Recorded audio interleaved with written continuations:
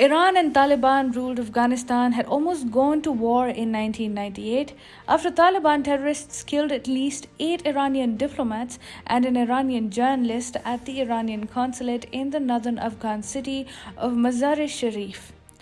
Throughout its rule from 1996 to 2001, the Taliban kept killing Hazaras and other Shias in Afghanistan, much to the chagrin of the Shiite Iran.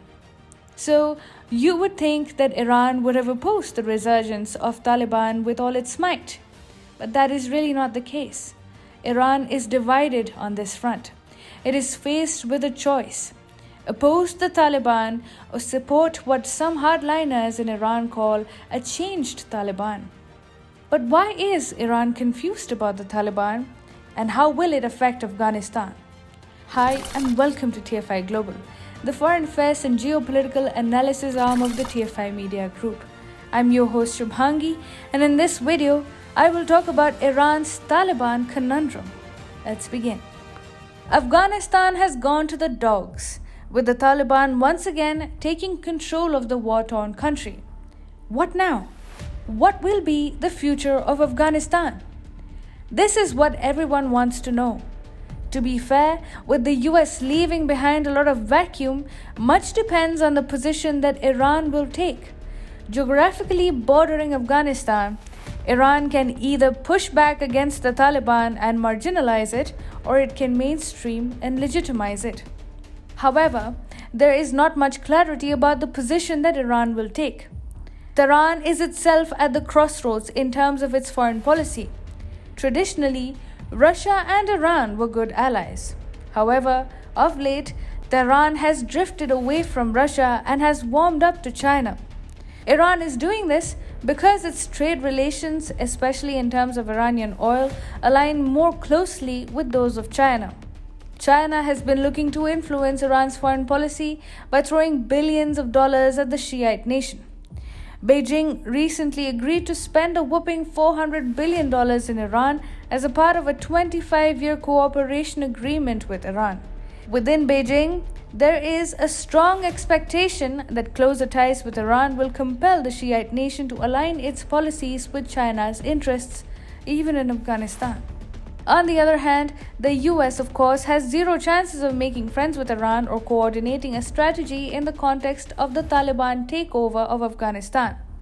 So, Russia and China are the only ones trying to compete for influence in Iran. China's interests, of course, lie in legitimizing the mainstreaming of Taliban. Beijing is making a huge gamble by placing its bets on the militant organization. Be that as it may, China wants to recognize the Taliban, and it also wants Iran to do the same. Indeed, Iran's first instinct after the US troops pullout and the Taliban's resurgence was to celebrate the so-called American surrender. Iranian Supreme Leader Ayatollah Ali Khamenei has tried to cultivate good ties with some Taliban factions and has also softened his stance towards the Sunni fundamentalist group. Some Iranian hardliners associated with Supreme Leader Ayatollah Ali Khamenei and President Ebrahim Raisi have tried to paint the picture of a changed Taliban, which is supposedly not as brutal as the one that took over Afghanistan in 1996. In June, an ultra-conservative newspaper affiliated with Khamenei said, "The Taliban today is different from the Taliban that beheaded people."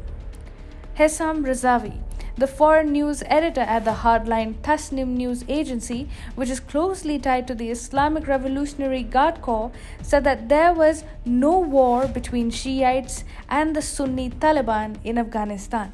Yet, many in Iran cannot lose sight of the fundamental difference between the Shiite nation and the Taliban.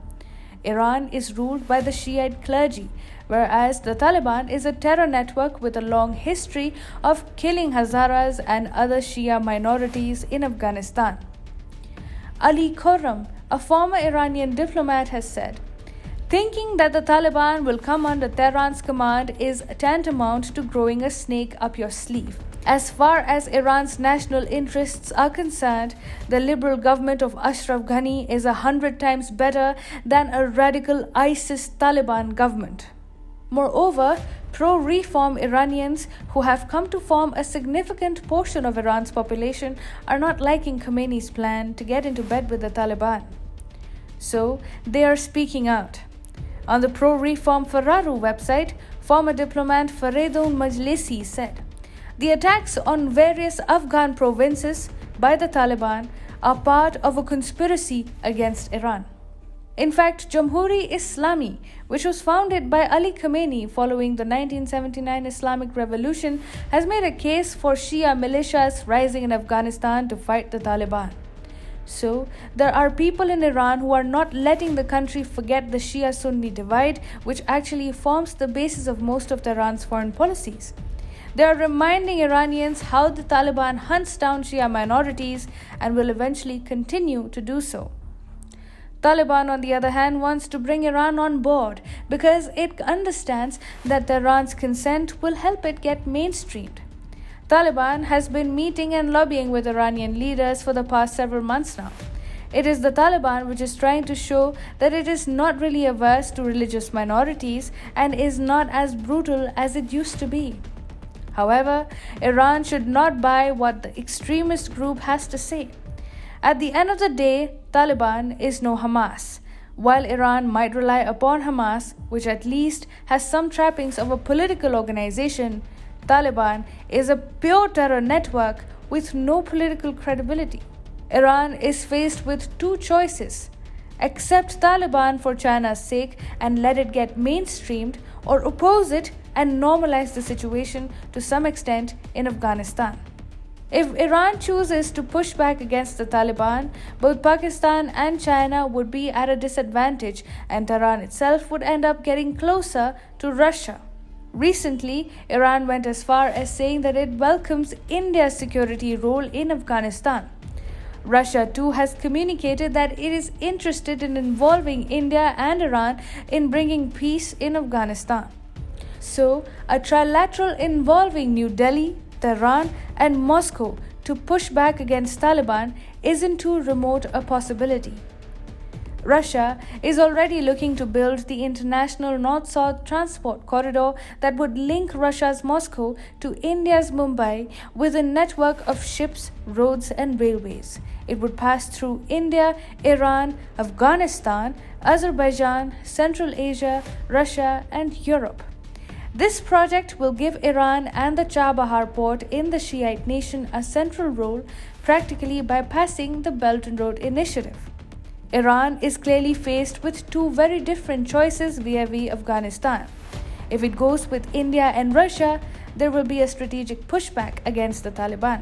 However, if Iran chooses China and the Taliban, the situation could deteriorate terribly in Afghanistan.